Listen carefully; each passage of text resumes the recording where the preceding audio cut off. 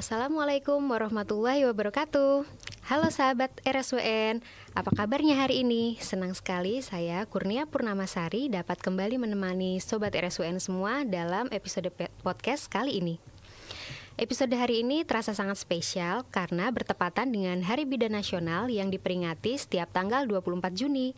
Pada kesempatan ini, kami mengucapkan selamat Hari Bidan kepada seluruh bidan Indonesia yang telah menjadi sahabat perempuan, pendamping keluarga, sekaligus garda terdepan dalam pelayanan kesehatan ibu dan anak. Nah, Sobat RSWN, berbicara tentang bidan, tentu tidak lepas dari kehamilan dan persalinan. Oleh karena itu, tema podcast pada kesempatan kali ini adalah persiapan persalinan, kunci melahirkan aman, nyaman, dan bahagia. Karena sering sekali kita sibuk mempersiapkan perlengkapan bayi, tetapi lupa mempersiapkan diri menghadapi proses persalinan. Untuk membahas topik ini, sudah hadir bersama kita narasumber yang sangat luar biasa, yaitu Bidan Jamilah Pamikatsih STRKEP.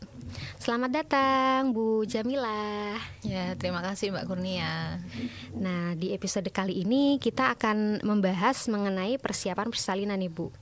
Nah, sebelum membahas persalinan yang lebih jauh, sebenarnya mengapa sih persiapan persalinan itu penting?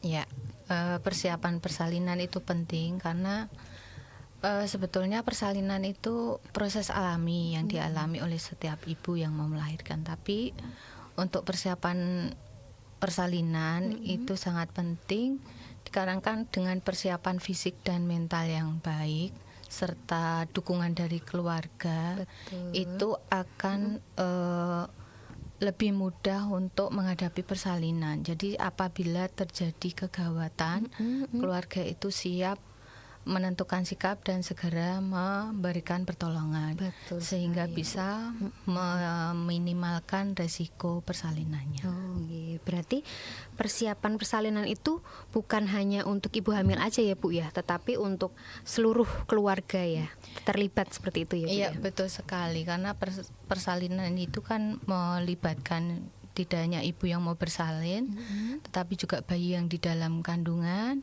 suami dan juga keluarga ya.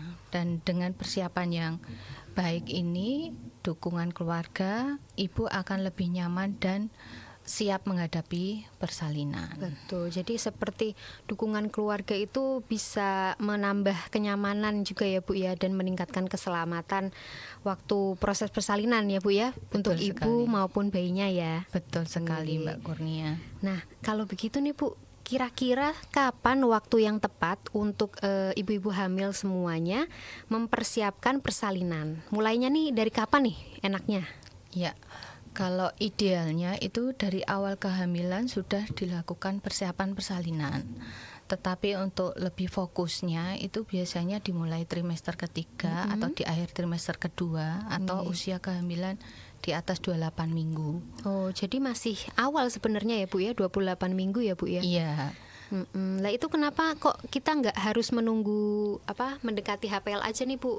37 ke atas mungkin atau 36 minggu ke atas. Iya, karena kita kan nggak tahu ya Mbak, proses persalinan itu kan bisa terjadi kapan saja. Bisa sesuai perkiraan lahir atau bisa juga lebih awal. Maksudnya sebelum perkiraan lahir.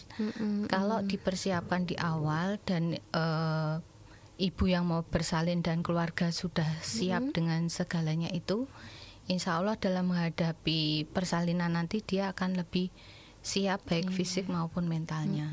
Gitu. Karena mungkin di usia kehamilan yang sudah masuk trimester 2 gitu ya Bu ya, kemungkinan ada mungkin kejadian persalinan prematur atau hal-hal yang mungkin tidak diinginkan ya Bu ya.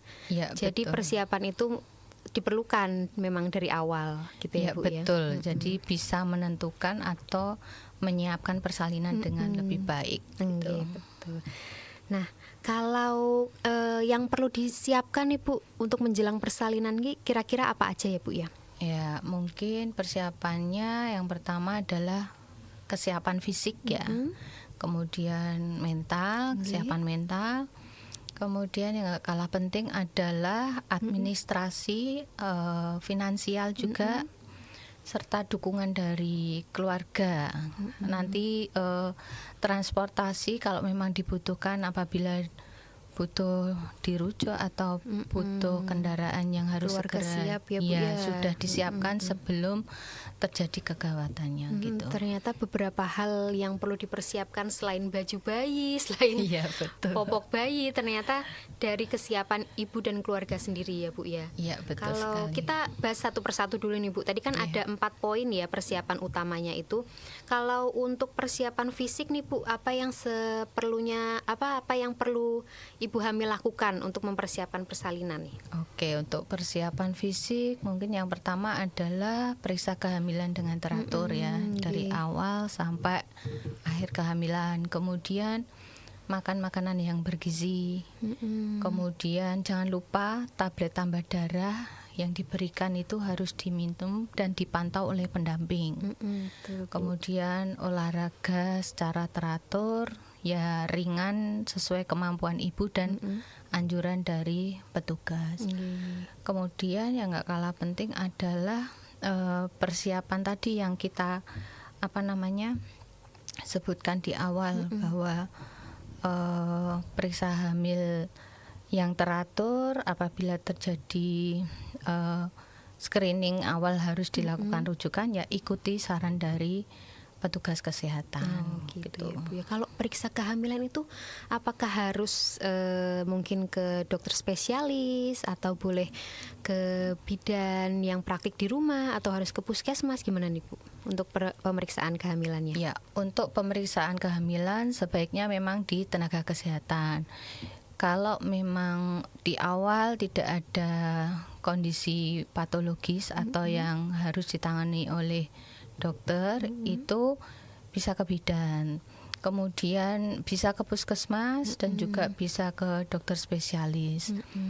Selama tidak ada komplikasi, cukup ke bidan terdekat juga nggak apa-apa. Nanti akan di screening oleh bidannya apabila memang perlu dilakukan rujukan. Ya, Bu, ya. Tetapi nanti dari awal itu kalau di Kota Semarang kita ada ANC terpadu namanya, itu dari bidan akan dianjurkan ANC terpadu di puskesmas terdekat karena memang di trimester awal itu harus ada pemeriksaan dokter. Nah, nanti di puskesmas itu akan selain oleh Bu Bidan yang ada di puskesmas akan diperiksa oleh dokter, kemudian dilakukan USG juga karena di puskesmas Kota Semarang juga ada USG ya. Kemudian screening laboratorium untuk triple eliminasi dan lain sebagainya, serta kalau memang ditemukan masalah gizi, di situ akan diberikan penyuluhan gizi dan mungkin pemberian makanan tambahan gitu. Gitu ya, Bu ya. Ya, screening awal dilakukan apabila ditemukan kelainan akan segera ditangani. Kira-kira begitu, Mbak Kurnia. Jadi ternyata di Kota Semarang programnya sudah bagus sekali ya, Bu Ya, ya. alhamdulillah. Nggak ada alasan nih untuk ibu-ibu hamil di rumah yang males periksa kehamilan. Jadi di puskesmas juga bisa pakai BPJS ya, Bu ya. Bisa sekali. Untuk periksa hamilnya dan periksa labnya, karena itu sudah screening wajib ya, Bu, untuk ibu-ibu hamil ya. Betul sekali. Jadi jangan males untuk periksa kehamilan ya, apalagi di trimester awal karena nanti akan dilakukan screening atau tata laksana ke depannya kondisi ibu hamil itu perlu dirujuk atau sehat gitu. Jadi kalau ada deteksi dini atau deteksi awal penyakit-penyakit kemungkinan yang akan terjadi bisa ditindaklanjuti ya lebih awal ya, Bu ya. Iya, untuk betul meminimalisir resiko saat persalinan seperti betul itu. sekali. Kalau untuk persiapan mentalnya seperti apa nih, Bu? Ya, kalau persiapan mental mungkin rasa takut menjelang persalinan itu kan wajar ya, apalagi untuk ibu-ibu yang baru pertama kali mau melahirkan. Nah, untuk mengatasinya mungkin mencari informasi yang sebenarnya, jangan mencari informasi yang salah ya. Mungkin bisa berkonsultasi ke tenaga kesehatan. Di sini Bu Bidan juga boleh, dokter juga boleh. Jadi bisa dipertanggungjawabkan informasi yang disampaikan.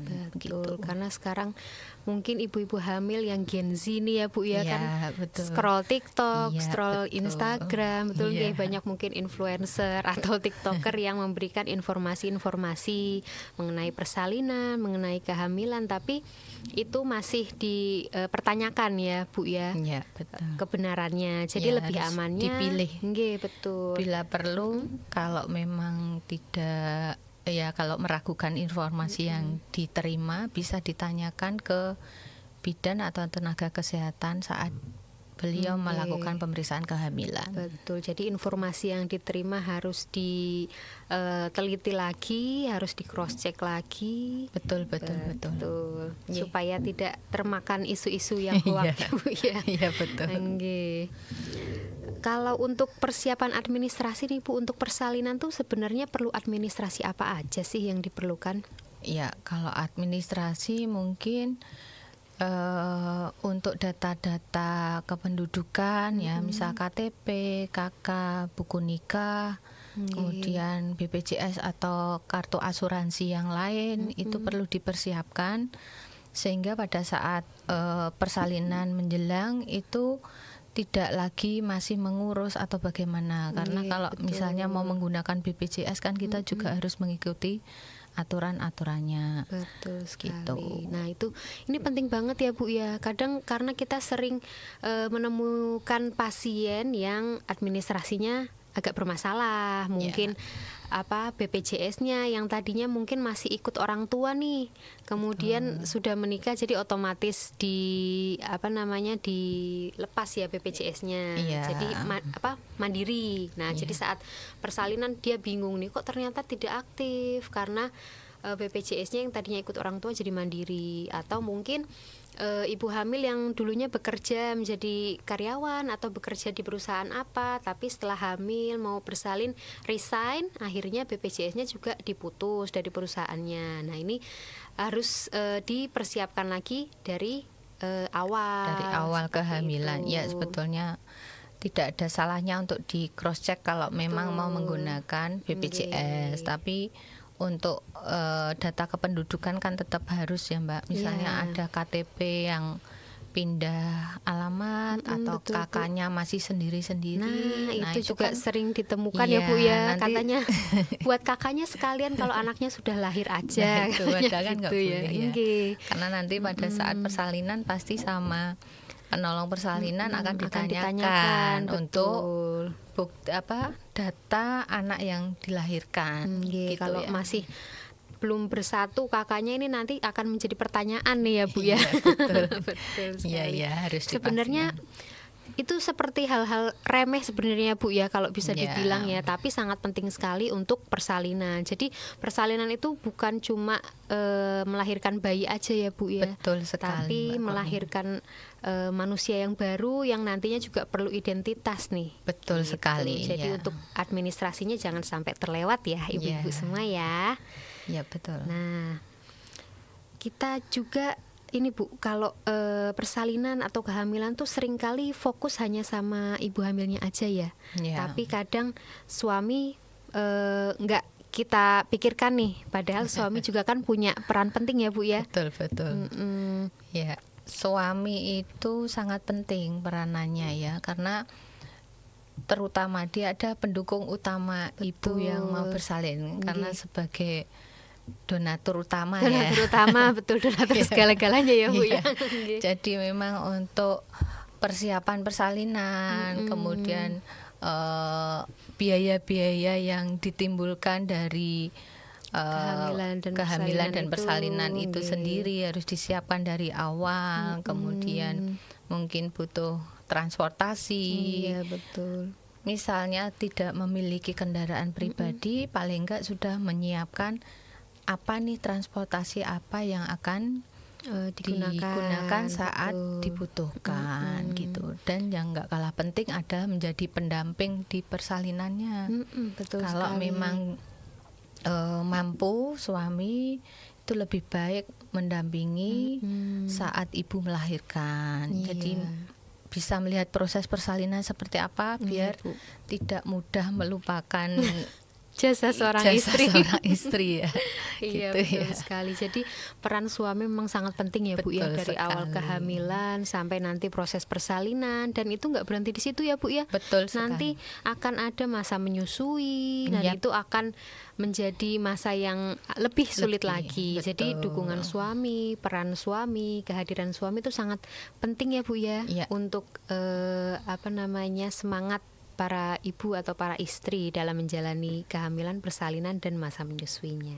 Betul, betul. Jadi ternyata peran suami juga sangat penting ya Bu, nggak cuma untuk nganter aja nih, istri saya mau melahirkan tak anter gitu aja ya Bu ya, ternyata Iya. lebih dari itu ya. Lebih dari sekedar itu. Jadi suami, keluarga itu sangat mendukung kesehatan ibu dan bayi nanti kelak. Betul. Karena apalagi setelah melahirkan, menyusui itu akan lebih berat lagi. Betul sekali Bu. Karena kalau ibunya mengalami stres, ASI akan segera terhenti seketika. Iya betul. Jadi memang dukungan suami itu utama, keluarga pendukung berikutnya.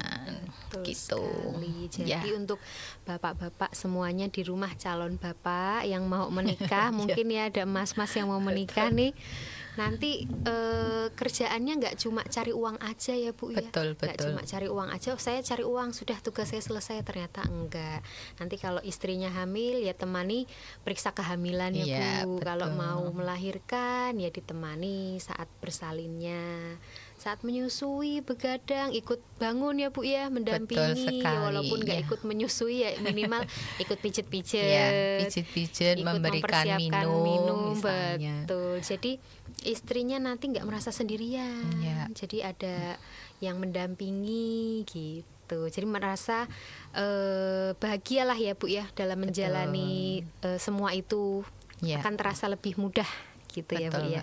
Dengan perhatian suami itu juga kan nggak melulu materi ya. Betul. Dengan perhatian yang tulus, kata-kata sayang yang tulus itu kan lebih menyentuh atau Nggih. bisa lebih membahagiakan daripada memberikan materi Materi, yang betul. dengan nada kurang enak itu mungkin Iya. akan lebih membuat stres si ibu ya. Kehadiran suami penting sekali ternyata ya Betul Bu ya. sekali, nggih. Nah ini yang sering ditunggu-tunggu ibu hamil nih Bu, informasinya ya. Apa aja sih Bu tanda-tanda persalinan itu sudah dekat? Ya, untuk tanda-tanda persalinan mungkin yang pertama kontraksi yang terus-menerus ya, itu yang sering dan semakin kuat. Mungkin dalam 10 menit bisa 2 atau 3 kali minimal itu. Kemudian dilanjutkan dengan keluarnya lendir yang bercampur darah. Nggih. Lalu ketuban pecah. Walaupun tidak ada kencang-kencang, tapi kalau ketubannya sudah pecah itu bisa jadi tanda persalinan.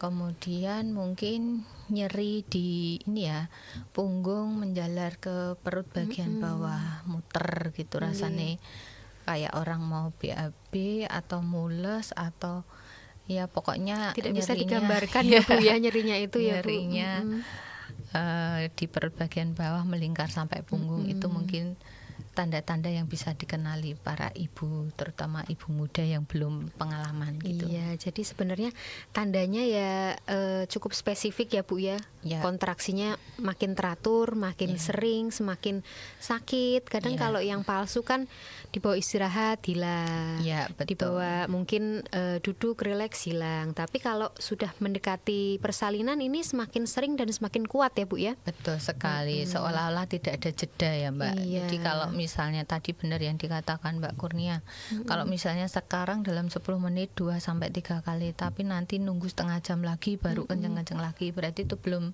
yang teratur. Ya udah Nggih. ditunggu aja, nggak usah keburu-buru. Tidak usah terburu-buru Iya. ya, di rumah mempersiapkanlah dulu, Iya. atau mungkin mau mandi-mandi dulu Ya, ya Bu gitu ya, boleh. biar rileks gitu. Ya, betul.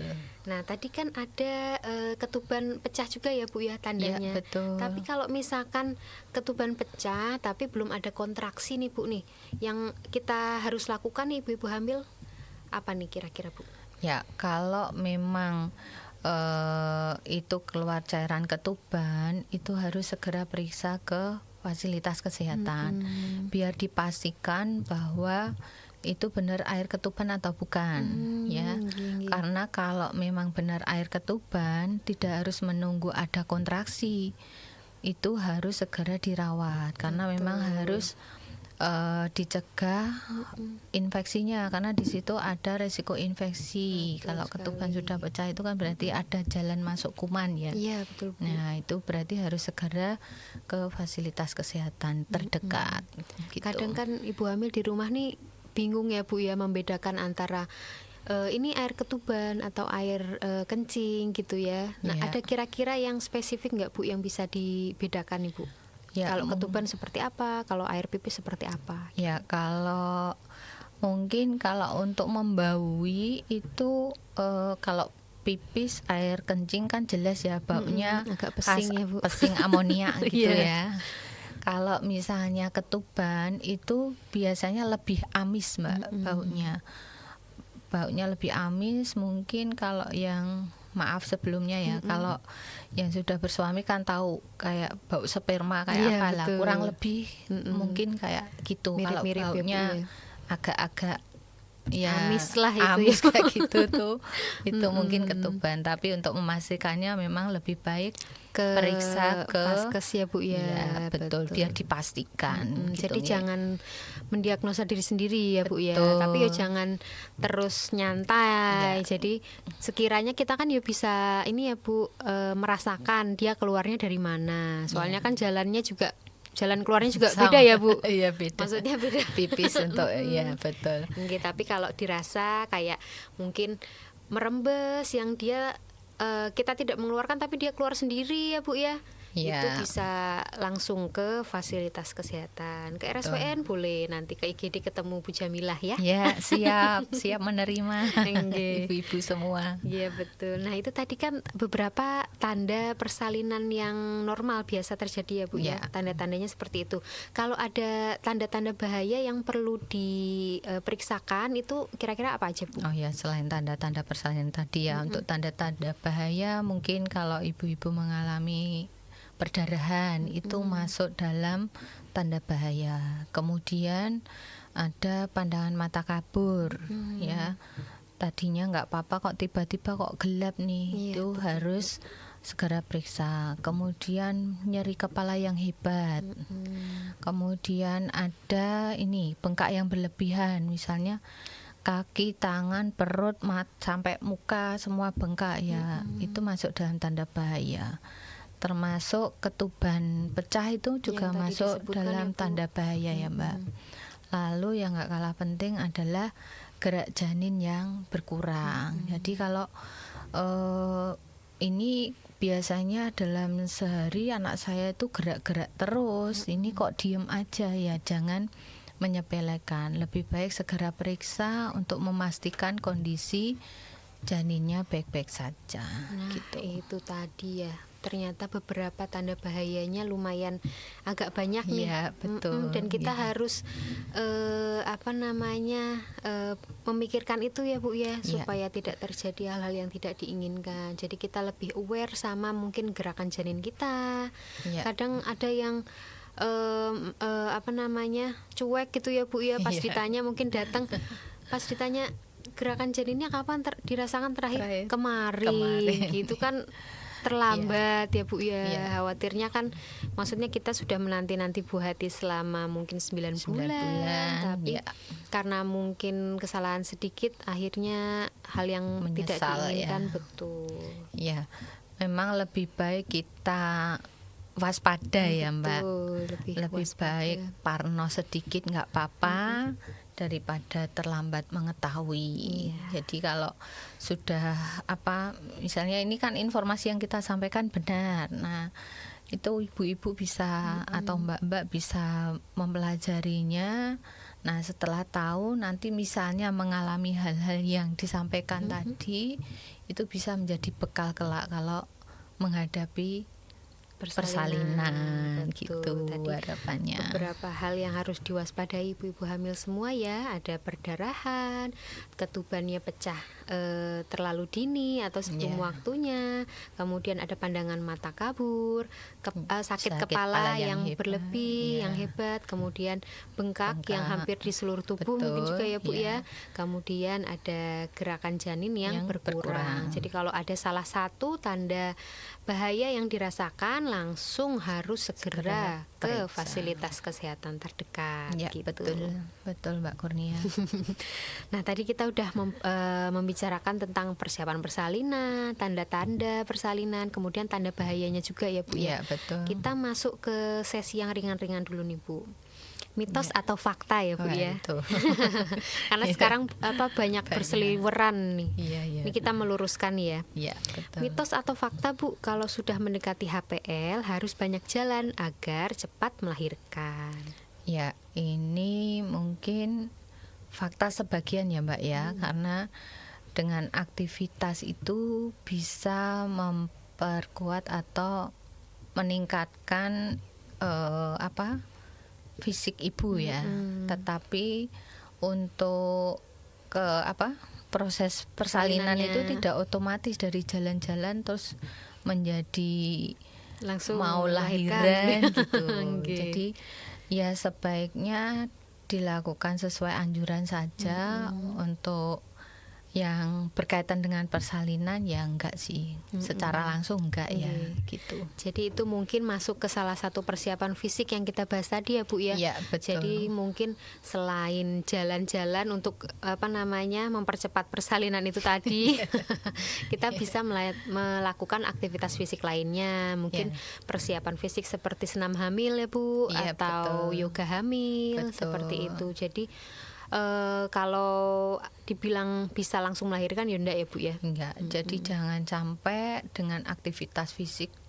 Kadang-kadang orang tua kita menganjurkan ben cepat lahir, go melaku. Nah, nanti dengan kondisi fisik yang capek nanti malah kontraksinya bisa hilang, dan dengan kontraksi yang hilang kan otomatis persalinan tidak akan terjadi. Gitu. Jadi mungkin ya kita bijak melakukan aktivitas sesuai kemampuan dan anjuran. Kalau memang ketubannya sudah pecah berarti nggak boleh jalan-jalan gitu. Malah harus bed rest ya Bu, diminimalkan jalan-jalannya. Gitu Mbak Kurnia. Oke, kalau mitos atau fakta yang kedua nih Bu, persalinan yang pertama itu pasti lebih sakit dari persalinan berikutnya.